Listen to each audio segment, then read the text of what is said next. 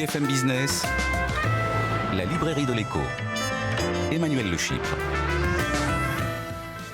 On se retrouve pour la deuxième partie de cette librairie de l'écho. Nous la clôturerons comme de coutume avec nos chroniqueurs, Benahouda Abdelhaim, notre globe-trotter et puis notre bibliothécaire du jour. Ce sera Eva Jacot. Mais tout de suite, on retrouve nos critiques attitrés. À ma gauche, Christian Chavagneux, éditorialiste à alternativeéconomique.fr et puis grand animateur de la rubrique livre.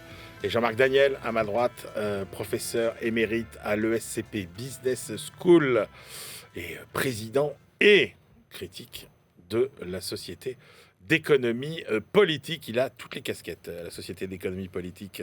Jean-Marc Daniel, Jean-Marc, on commence avec votre choix, ce livre assez captivant sur le Japon de Karine Nishimura Poupée, La face cachée de la perfection. Oui, alors ce livre... Talendier. Chez Talendier, ce livre, effectivement, est écrit par quelqu'un qui, vu son nom, a un rapport privilégié au Japon. Elle a épousé, c'est une journaliste française qui a épousé un Japonais qui vit au Japon depuis une vingtaine d'années. Et elle raconte ce qu'elle appelle la face cachée du Japon. C'est on a une vision en général assez caricaturale du Japon, un pays où on peut perdre son portefeuille dans le métro, oui. On le récupère au commissariat de police avec l'argent qu'il y avait dedans. Un pays on met pas d'antivol sur les vélos, où il n'y a pas besoin de fermer la porte à clé parce qu'on n'est jamais volé, un pays où il n'y a pas de drogue, un pays où il n'y a pas de quartier de non-droit, etc. Et elle dit, alors tout ça est assez vrai, c'est vrai que le Japon est comme ça, mais il y a un revers de cette médaille. Et d'abord, le Japon est une démocratie, mais alors le livre est structuré par des chapitres qui commencent par un état des lieux, et puis ensuite elle donne le revers de la médaille, un peu son opinion personnelle. Alors elle commence par le monde politique, ensuite le monde de la presse, ensuite justement le monde de la criminalité, ensuite le monde de l'éducation. Elle passe comme ça en revue un certain nombre de sujets. Et à chaque fois, elle dit, en fait, derrière tout ça, il y a un certain nombre de contraintes, un certain nombre de faux semblants, une certaine forme d'hypocrisie. Elle dit, par exemple, il n'y a pas de drogue au Japon, mais c'est un des pays où on consomme le plus d'alcool et où le tabagisme est toujours extrêmement présent. Et il n'y a pas de criminels au Japon, mais effectivement, il y a les célèbres Yakuza. Alors, j'ai appris ce que ça voulait dire, Yakuza. Yakuza, ça veut dire gens violents, ensemble de gens violents, de gens asociaux. Et donc les Yakuza, effectivement, ils font en sorte qu'il n'y a pas de crime quand il y a une réunion du G7 au Japon, parce qu'il y a l'honneur du Japon qui est en jeu, et donc ils se débrouillent pour qu'il n'y ait absolument aucune manifestation criminelle sous quelque forme que ce soit. Mais de notre côté, il y a aussi des petits voyous qui se disputent, il y a aussi des combats de rue, il y a aussi des choses qui sont des choses comme dans tous les pays développés. Et la conclusion de tout ça, et elle insiste là-dessus, c'est que en fait, le Japon est un pays qui est en déclin, pas uniquement économique, parce qu'elle constate, mais une sorte de déclin moral, une sorte de déclin psychique, psychologique. Il y a de plus en plus de célibataires. Non seulement il y a de plus en plus de vieux, mais il y a de plus en plus de célibataires. Elle donne le nombre de gens qui vivent seuls en disant que c'est en train de restructurer complètement les villes. C'est-à-dire que maintenant, on ne conçoit plus l'urbanisme que pour des appartements avec une seule personne.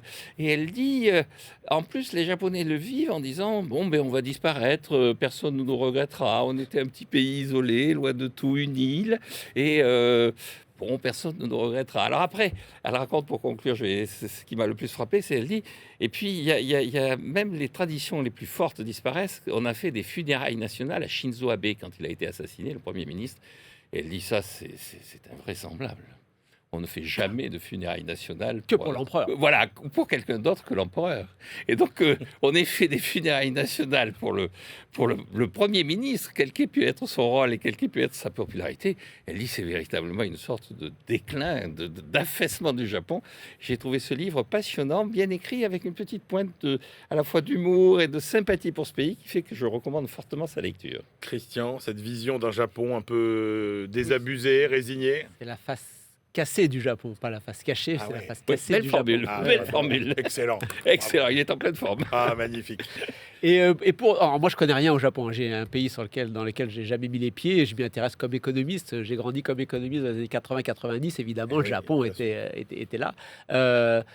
Moi, ce que je connaissais du Japon, c'est Robert Boyer, ce qu'il en écrit sur le rapport salarial au Japon. Et il y a un politiste français qui s'appelle Jean-Marie Bouissou, Série, qui est le grand spécialiste du Japon. Et moi, je ne connais le Japon que par les livres de ces auteurs-là. Et ces auteurs, qu'est-ce qu'ils essaient de faire? C'est de tracer la dynamique économique la dynamique économique du Japon.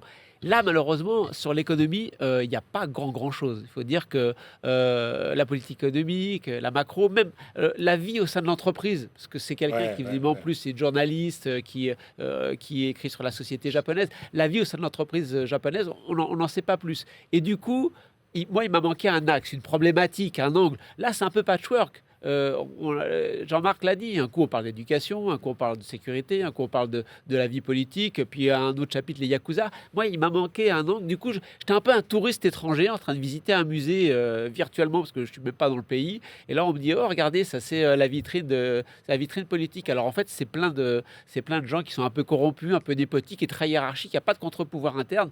Alors, ma pauvre consoeur, notre pauvre consoeur, parce que le chapitre sur les médias, sur la liberté surveillée des médias, c'est pas du tout le même travail que nous. Il faut renvoyer les questions à l'avance. Vous n'avez pas le droit d'intervenir dans une conférence de presse. Le ministre, il vous lit ce que l'administration a proposé, a écrit avant de la première à la dernière ligne. C'est très, très difficile, visiblement, de faire son métier de journaliste. Et si on veut un petit peu secouer, vous partez couvrir un conflit à l'étranger, vous faites prendre, tant pis, il ne fallait pas y aller, mon gars. Vous ne serez pas aidé par la diplomatie locale.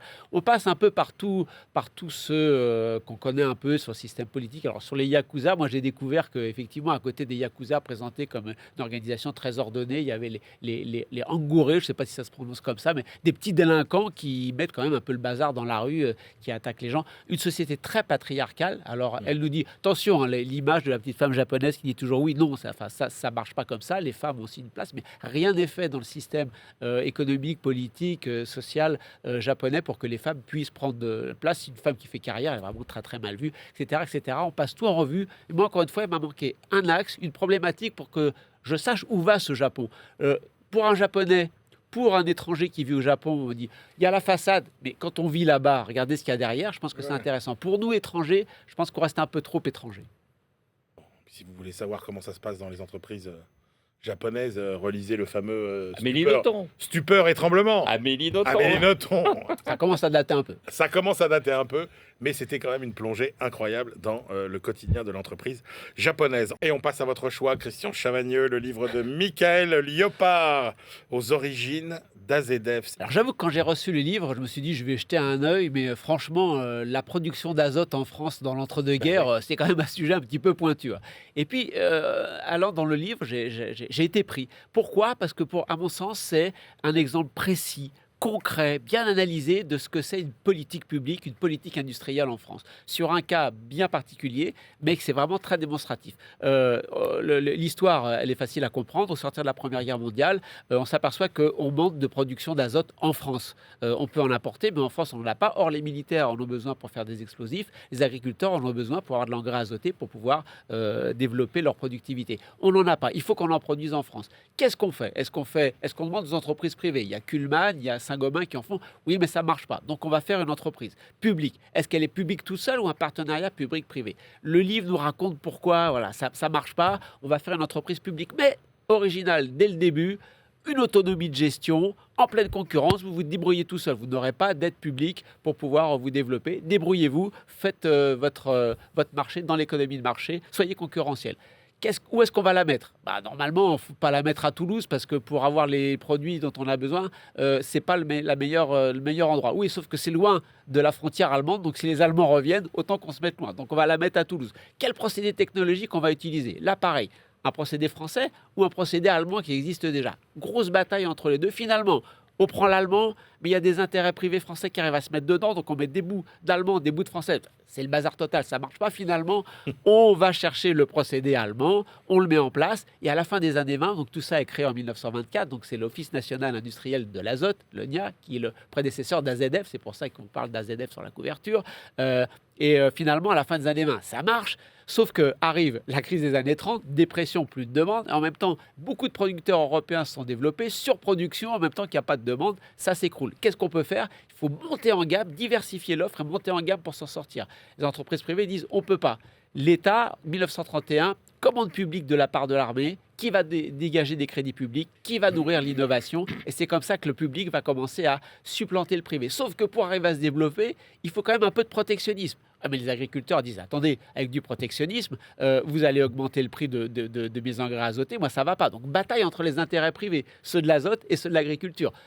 Le récit est fait par l'historien, c'est absolument fascinant. Finalement, on arrive à 38. L'Anschluss, alors là, c'est la commande publique à fond, parce que là, les militaires se disent après l'Anschluss, ça va y avoir la guerre. Donc, c'est les militaires qui font beaucoup de commandes publiques. L'entreprise va bien se développer. Après-guerre, elle se développe jusqu'aux années 60 avant de péricliter. Une vraie explication de ce que c'est qu'une politique industrielle, avec juste, je finis un dernier mot, il y a 2 chapitres sur comment l'État gère ses employés. Il les gère très, très mal. Précarité, discipline de gardien de prison, faible rémunération. Il faudra attendre le Front populaire pour avoir un petit peu amélioré. Il sera cassé par Daladier en 38. Il faudra attendre De Gaulle après-guerre pour qu'enfin ces gens soient bien traités. Jean-Marc Daniel. Oui, alors effectivement, moi j'ai eu un peu le même sentiment que Christian au début, ça va être long et fastidieux, et j'ai trouvé que c'était quand même assez long et fastidieux. C'est quand même un problème très très particulier. C'est l'histoire de cette organisation, donc l'ONIA installée à Toulouse entre 1920 et 1940. AZF est juste un titre d'appel. Hein. AZF n'apparaît pas dans le livre. AZF apparaît dans l'introduction en disant que AZF est l'héritier de cette entreprise, mais que on va étudier. Alors effectivement, c'est une thèse de doctorat. Je salue le travail des éditeurs et de l'auteur, parce que assez souvent... Ça m'a rendu lisible une thèse oui, de doctorat. oui, absolument. Tout à fait, assez souvent les thèses de doctorat. Or là, effectivement, il y a un effort de... Mais il y aurait eu, bon, à mon avis, on aurait pu réduire considérablement le texte. On rentre dans énormément de détails, on se perd. Et franchement, enfin, tout à l'heure, Christian disait, moi, le Japon, il met un peu extérieur. Moi, l'azote met un peu extérieur aussi. Hein. Les enjeux autour de la production d'azote sont un peu extérieurs. Je salue le travail. Je pense qu'il y a beaucoup de gens qui, assez vite, vont décrocher. Alors, là où je rejoins Christian, la partie sur la gestion du personnel, sur le fait d'abord que les syndicats étaient obsédés par une chose, obtenir le statut de fonctionnaire pour avoir la sécurité de l'emploi. La seule revendication de la CGT, il explique bien assez bien, c'est surtout à partir des années 30, quand commence à arriver la crise et tout ça, et en face, l'État qui, lui, donc, le refuse et qui se comporte de façon inqualifiable. Ça, c'est vrai que c'est incroyable la façon dont... Et puis, bon, il y a une personnalité, c'est Georges Patard, que je salue avec d'autant plus d'émotion que c'est un de mes anciens. Et donc, Georges Patard, l'archétype du polytechnicien, totalement borné. Enfin.